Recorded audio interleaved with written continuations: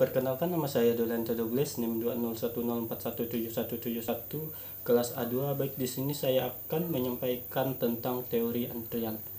Teori antrian merupakan studi matematis mengenai antrian atau waiting line yang di dalamnya disediakan alternatif model matematika yang dapat digunakan untuk menentukan beberapa karakteristik dan optimasi dalam pengambilan keputusan suatu sistem antrian. Definisi sistem antrian adalah himpunan pelanggan, pelayanan, dan suatu aturan yang mengatur kedatangan para pelanggan dan pelayanannya. Sistem antrian merupakan proses kelahiran atau sampai dengan kematian dengan suatu populasi yang terdiri atas para pelanggan yang sedang menunggu pelayanan atau yang sedang dilayani. Jika terjadi seseorang pelanggan memasuki fasilitas pelayanan, sedangkan kematian terjadi jika pelanggan meninggalkan fasilitas pelayanan tersebut. Kadar sistem adalah jumlah pelanggan dalam suatu fasilitas pelayanan. Proses antrian adalah suatu proses yang berhubungan dengan kedatangan pelanggan ke suatu sistem antrian, kemudian menunggu dalam antrian hingga pelayanan memilih pelanggan sesuai dengan disiplin pelayanan, dan akhirnya pelanggan meninggalkan sistem antrian setelah selesai pelayanan. Unsur-unsur dasar model antrian. Suatu sistem antrian bergantung pada 7 faktor, yaitu yang pertama, pola kedatangan. Ini adalah banyaknya kedatangan pelanggan selama periode waktu tertentu. Pelanggan dapat datang secara individu maupun kelompok, namun jika tidak disebutkan secara khusus, maka kedatangan terjadi secara individu. Kedatangan dapat beragam pada suatu periode waktu tertentu, namun dapat juga bersifat acak, di mana kedatangan pelanggan tidak bergantung pada waktu. Jika kedatangan bersifat acak, maka perlu ditentukan distribusi probabilitas waktu antar kedatangannya. Pola kedatangan dapat dicirikan oleh distribusi probabilitas waktu antar kedatangan atau probabilitas jumlah pelanggan yang datang pada sistem antrian. Waktu antar kedatangan adalah waktu antar dua kedatangan yang berurutan pada suatu fasilitas pelayanan. Yang kedua yaitu pola kepergian. Pola kepergian adalah banyaknya kepergian pelanggan selama periode waktu tertentu. Pola kepergian biasanya dicirikan oleh waktu pelanggan pelayanan, yaitu waktu yang dibutuhkan oleh seseorang pelayanan untuk melayani seorang pelanggan. Waktu pelayanan dapat bersifat deterministik atau berupa suatu variabel acak dengan distribusi peluang tertentu. Dan yang ketiga, rancangan sarana pelayanan atau desain sarana pelayanan berkaitan erat dengan bentuk barisan antrian dan pelayanan pada suatu sistem antrian. Sebuah sarana pelayanan mempunyai jumlah saluran atau channel, dan tiap tahap atau fase pelayanan tertentu. Saluran atau channel ini adalah jumlah pelayanan yang dapat memberikan pelayanan kepada pelanggan pada waktu yang bersamaan, sedangkan tahap atau fase adalah jumlah terminal pelayanan yang harus dilalui oleh pelanggan sebelum pelayanan dinyatakan lengkap atau selesai.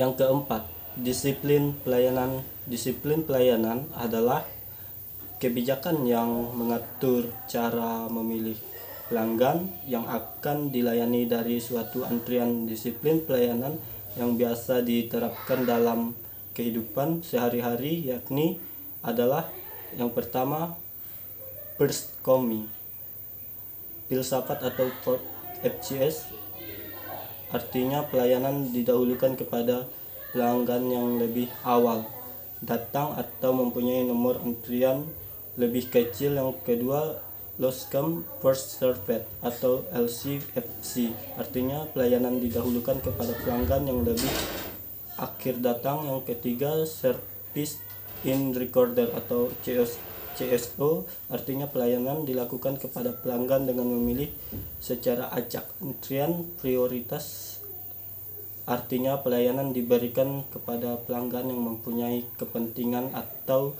prioritas yang sangat tinggi. Terdapat dua macam alat peraturan dalam antrian prioritas, yaitu disiplin primitif dan disiplin non-primitif.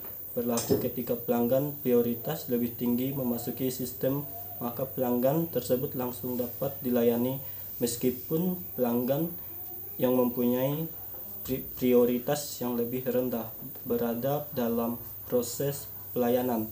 Disiplin dan primitif berlaku ketika pelayanan dengan prioritas lebih tinggi masuki sistem baru akan dilayani setelah sebuah pelayanan yang sedang berlangsung terselesaikan.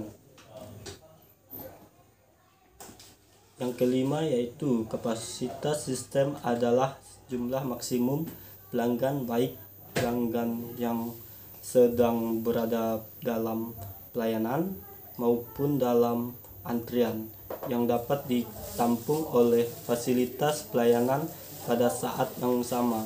Suatu sistem antrian yang tidak membatasi jumlah pelayanan langganan dalam fasilitas pelayanannya disebut sistem berkapasitas tak terhingga, sedangkan suatu sistem yang membatasi jumlah pelanggan dalam fasilitas lainnya disebut sistem berkapasitas berhingga. Yang keenam yaitu ukuran sumber pemanggil.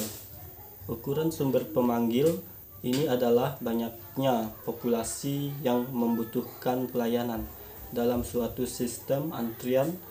Ukuran sumber pemanggil dapat terbatas maupun tak. Sumber pemanggil terbatas jika terjadi ketika banyaknya pelanggan dalam sistem mempengaruhi laju kedatangan pelanggan baru. Yang ketujuh, perilaku manusia merupakan perilaku-perilaku yang mempengaruhi suatu sistem antrian. Ketika manusia mempunyai peran dalam sistem sebagai pelayan atau pelanggan, pelayan yang berupa manusia dapat bekerja cepat maupun lambat sesuai dengan kemampuannya, sehingga mempengaruhi lamanya waktu. Selanjutnya yaitu notasi antrian. Notasi baku untuk memodelkan suatu sistem antrian pertama kali dikemukakan oleh D.G. Kendall dalam bentuk ABC dan dikenal sebagai notasi kendali, namun menambahkan N, simbol D dan E sehingga menjadi ABCDE yang disebut notasi kendali. Notasi kendali tersebut perlu ditambah dengan simbol F sehingga karakteristik suatu antrian dapat dinotasikan dalam format baku ABCDE F. Notasi A sampai F berturut-turut menyatakan distribusi waktu antar kedatangan, distribusi waktu pelayanan, jumlah channel pelayanan, disiplin pelayanan, kapasitas sistem, dan ukuran sumber pemanggilan. Selanjutnya proses kedatangan dan kepergian. Proses kedatangan dan kepergian dalam suatu sistem antrian merupakan kelahiran dan kematian atau birth death. Proses kelahiran terjadi jika seseorang pelanggan memasuki sistem antrian, dan kematian terjadi jika pelanggan meninggalkan sistem antrian tersebut. Proses kelahiran dan kematian merupakan penjumlahan dalam suatu sistem di mana keadaan sistem selalu menghasilkan bilangan bulat tak negatif. Kadang sistem pada saat didefinisikan sebagai selisih antara banyaknya kelahiran atau kedatangan, dan kematian atau kepergian pada saat dinotasikan dengan N, yaitu banyaknya pelanggan yang berada dalam sistem pada saat T. Misalnya, banyak kedatangan pelanggan pada saat dinotasikan dengan XT, dan banyaknya kepergian pada saat T dinotasikan dengan YT. Maka banyaknya pelanggan yang berada dalam sistem pada saat AT adalah NT sama dengan X kurang YT, sedangkan peluang terdapat N pelanggan dalam sistem antrian pada saat T dinotasikan dengan PNT sama dengan N atau PNT. Selanjutnya ada distribusi kedatangan. Distribusi kedatangan berhubungan dengan peluang terdapat N kedatangan pelanggan dalam suatu sistem antrian pada interval waktu tertentu. Kedatangan yang dimaksud pembahasan ini adalah kedatangan murni, yaitu kedatangan tanpa disertai kepergian. Selanjutnya ada distribusi kepergian. Distribusi kepergian berhubung dengan peluang terdapat N kepergian pelanggan dalam suatu sistem antrian pada interval waktu tertentu. Kepergian yang dimaksud dalam pembahasan ini adalah kepergian murni, yaitu kepergian yang tanpa disertai kedatangan. Selanjutnya proses kedatangan dan kepergian. Steady state kondisi. Steady state adalah keadaan sistem yang tidak tergantung pada keadaan awal maupun waktu yang telah dilalui.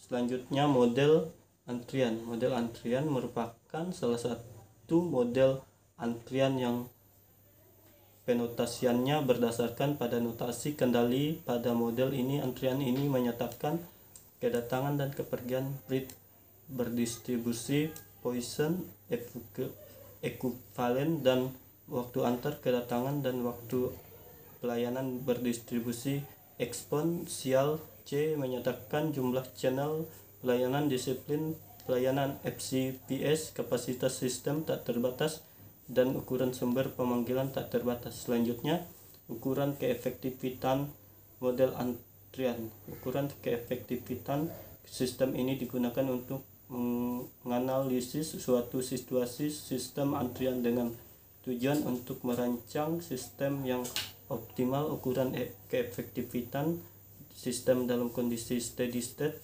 meliputi ekspektasi jumlah pelanggan dalam antrian, jumlah pelanggan dalam sistem atau LS, ekspektasi waktu menunggu dalam antrian yaitu WQ, ekspektasi waktu menunggu dalam sistem yaitu WS, dan ekspektasi jumlah pelayanan yang sibuk. Selanjutnya model tingkat aspirasi. Model keputusan antrian merupakan suatu model yang bertujuan meminimumkan biaya total yang berkaitan dengan suatu sistem antrian. Oleh karena itu, keputusan yang diambil melalui model keputusan ini diharapkan dapat diterapkan dan mampu mengoptimalkan sistem antrian tersebut. Sifat dari situasi antrian mempengaruhi pemilihan model keputusan yang akan digunakan. Oleh karena itu, situasi antrian dapat digolongkan ke dalam 3 kategori berikut. Yang pertama, itu sistem manusia, yaitu sistem antrian yang pelanggan dan pelayannya manusia. Misalnya sistem antrian di bank. Dan yang kedua, itu sistem semi otomatis, yaitu sistem antrian yang pelanggan atau pelayanannya manusia. Misalnya sistem pelayanan ATM atau automatic teller machine dengan pelanggan manusia dan pelayanan berupa ATM. Yang ketiga, itu sistem otomatis, yaitu sistem alfian yang pelanggan dan kliennya bukan manusia. Misalnya data yang menunggu oleh suatu program komputer dengan pelanggan berupa data dan pelayanan berupa program. Sekian hasil dari ringkasan video saya. Saya ucapkan terima kasih.